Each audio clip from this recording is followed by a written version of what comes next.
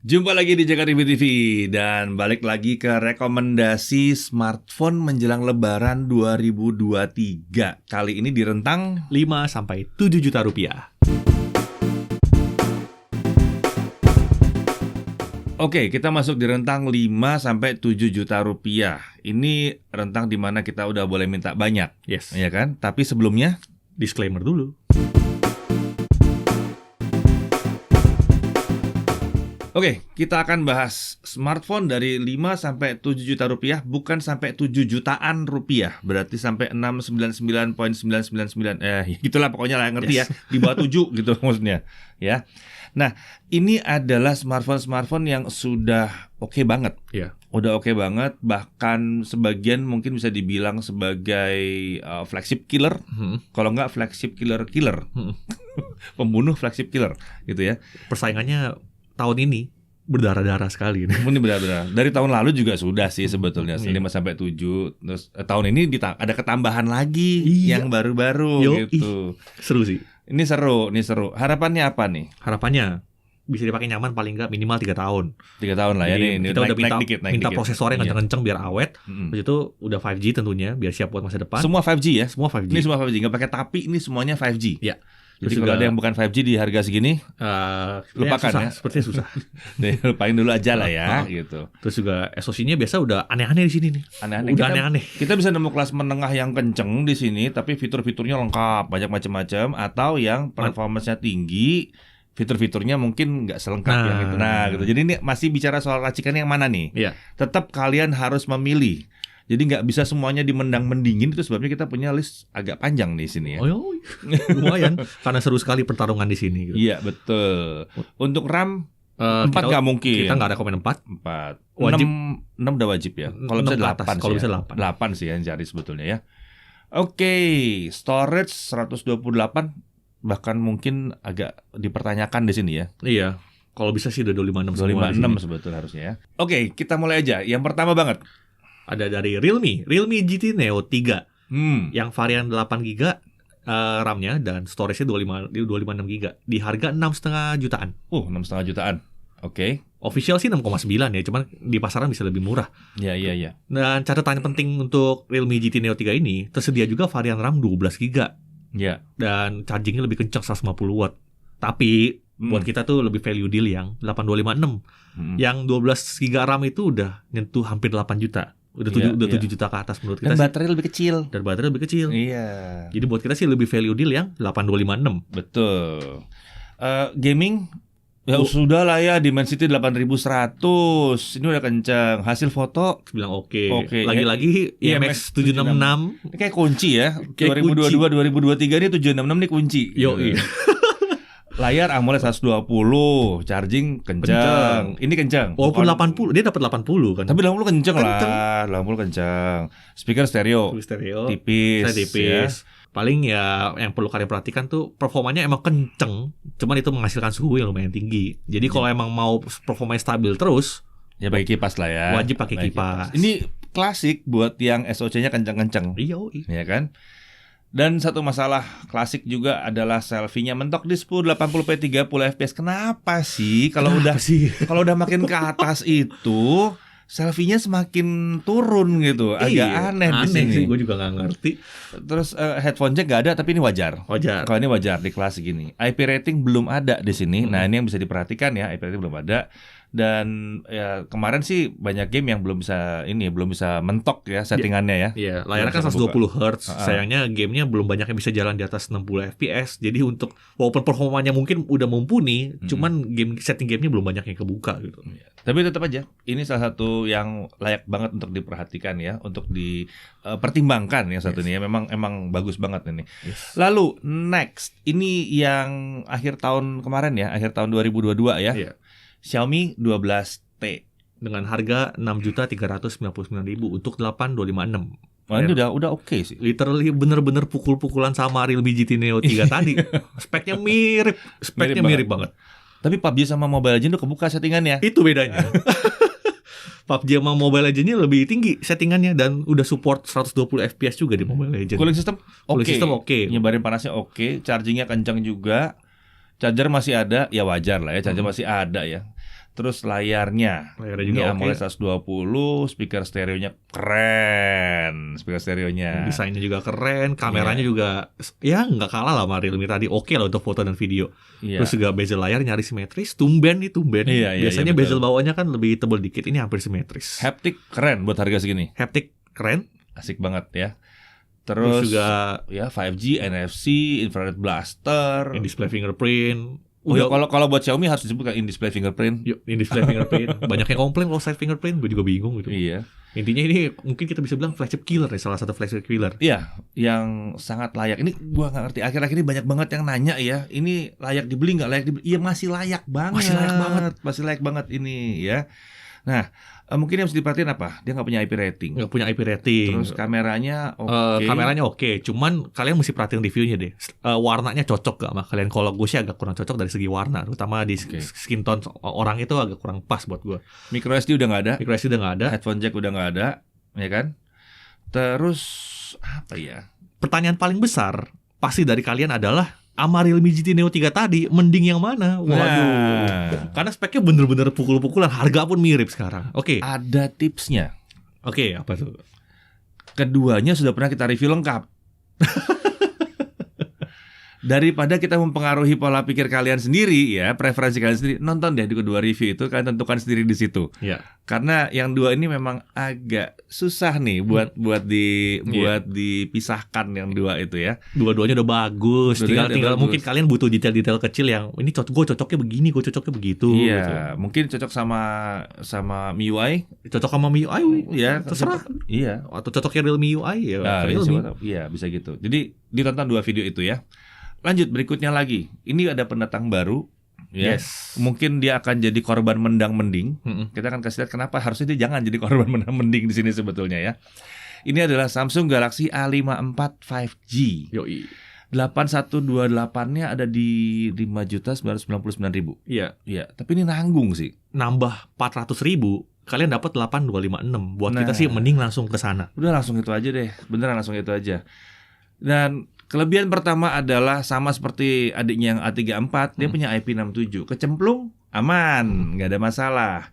Terus layar Super AMOLED 120-nya, waduh, udah upgrade dibanding pendahulunya. Ini upgrade. 120 Hz di sini sudah support adaptive refresh rate. Betul, kualitas ininya juga udah keren banget. Kualitas kameranya Samsung banget loh. Ini Samsung banget sih, ini Samsung banget. Depan belakang 4K. Iya kan? Ultrawide 4K. 3 kamera penting dalam sebuah smartphone itu tuh bisa 4K. 4K semua. Itu jarang ada yang bisa.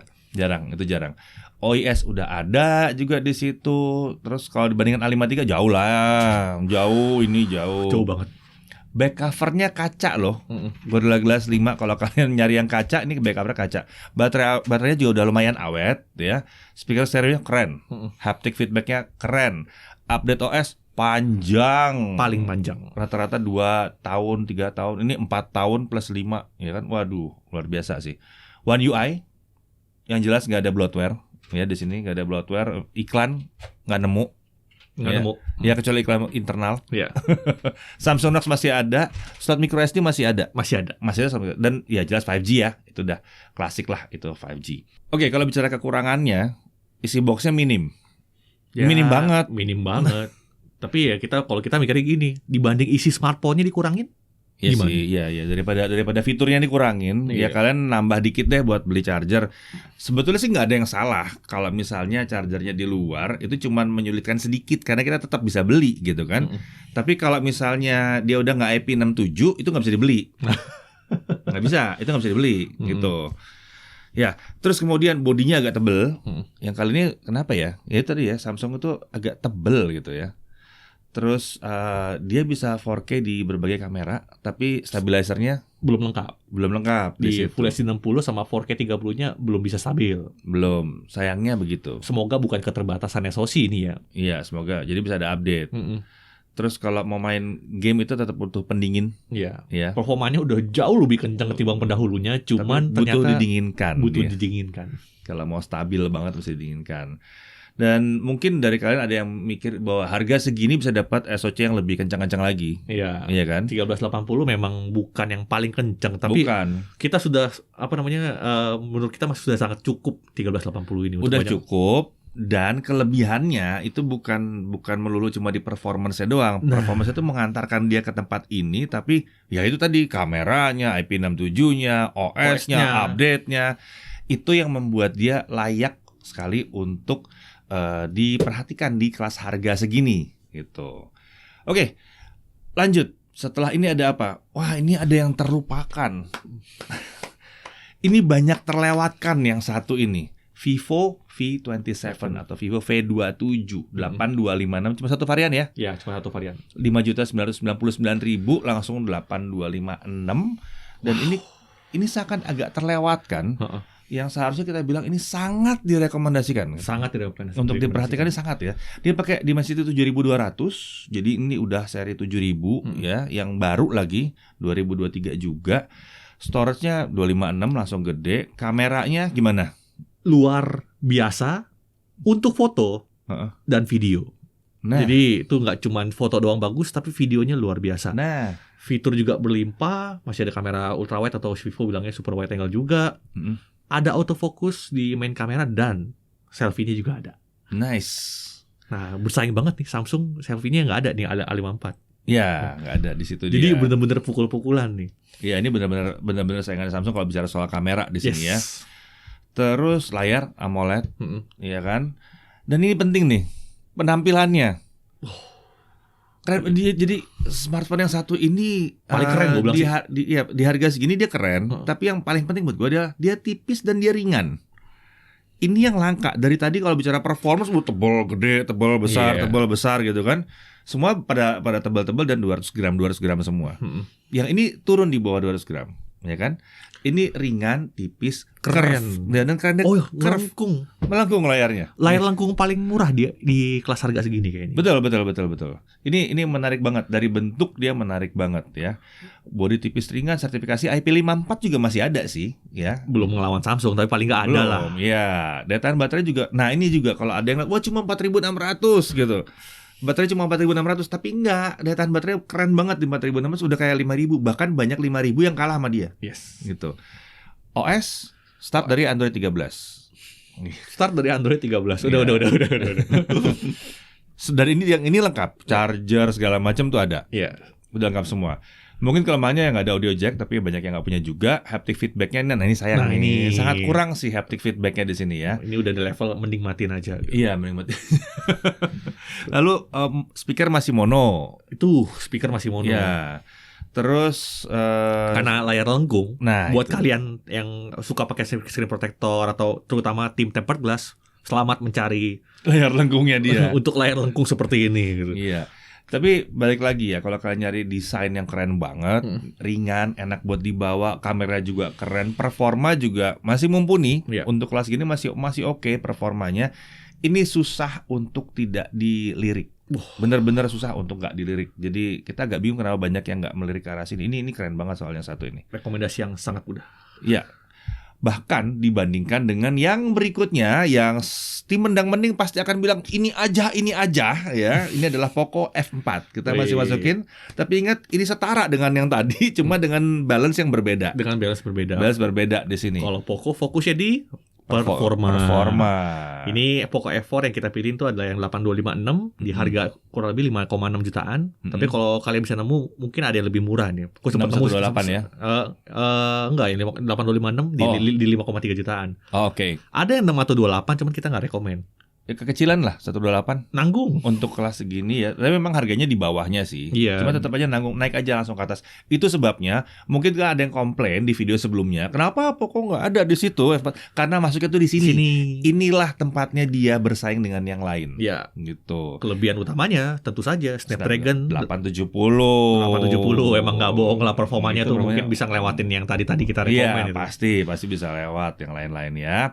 5G, layar AMOLED 120 Hz, speaker stereo, desainnya sih kelas ya. Kelas. Oke. Kameranya kamera belakang lumayan oke. Fitur kameranya berlimpah, ada OIS juga. Haptic feedbacknya mantap. Haptic feedback keluarganya Xiaomi di tahun 2022 keren. Keren emang. Infrared blaster ada, NFC-nya ada, chargingnya kenceng, paket pembeliannya lengkap di sini. Jadi kayaknya wah ini udah luar biasa gitu. Luar biasa. Tapi mesti diingat ya, seri 870 ini kalau diajak main gaming gila-gilaan ya, ini pasti suhunya nggak mungkin bisa rendah-rendah banget. Butuh dibantu kipas. Kalau nggak dia throttling. Ini agak beda sama yang V27 tadi. Itu adem. Atau adem. Itu adem itu ya. Tapi mungkin bedanya kalau Genshin-nya yang itu masih main di lowest 60 atau medium. Medium ya. Kalau ini udah highest. Ini udah levelnya highest lah. Mentok kanan settingnya. Betul.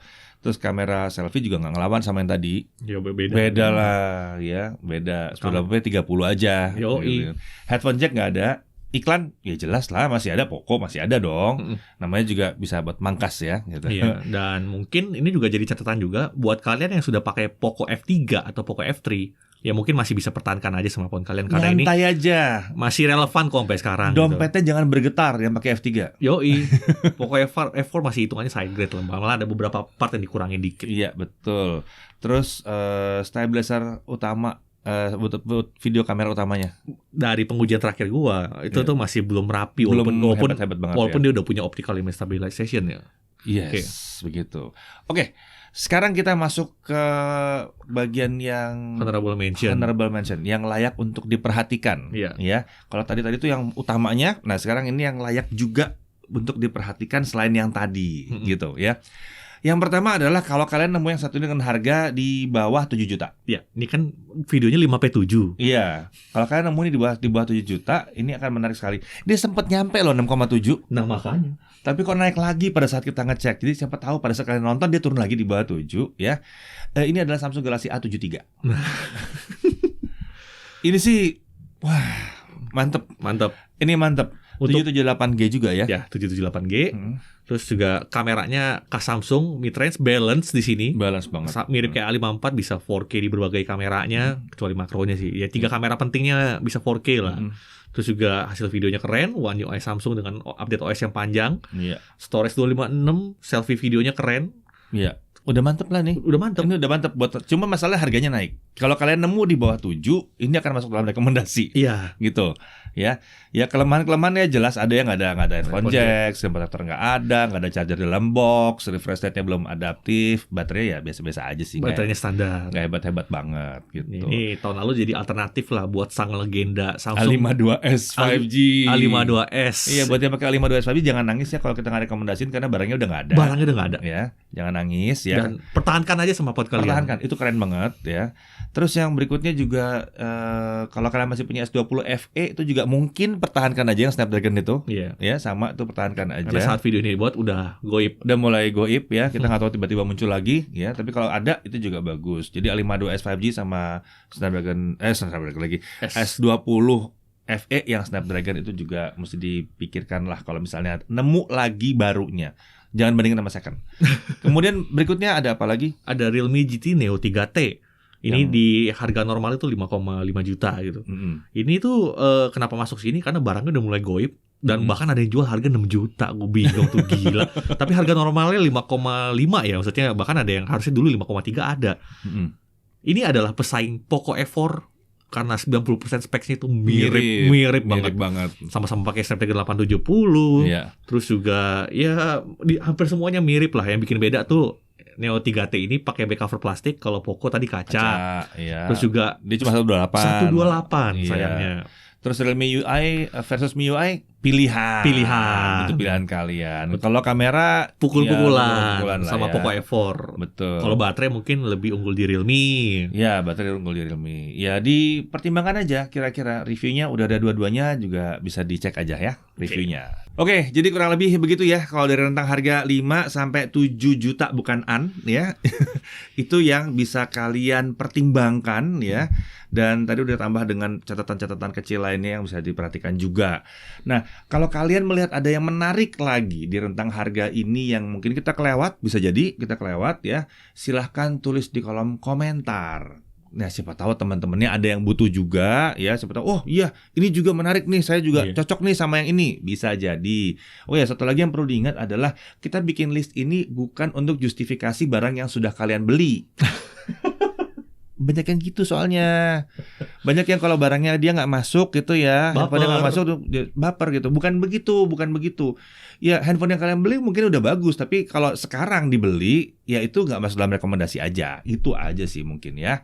Oke, kalau gitu sampai sini dulu, tapi jangan lupa untuk di-subscribe karena kita masih punya rentang harga selanjutnya di atas 7 juta, dan yang sebelumnya itu juga sudah ada ya, mulai dari 1 jutaan tuh ada semuanya. Makanya di-subscribe biar nggak kelewatan. Oke, kalau gitu sampai sini dulu. Sampai jumpa lagi di Jagat TV.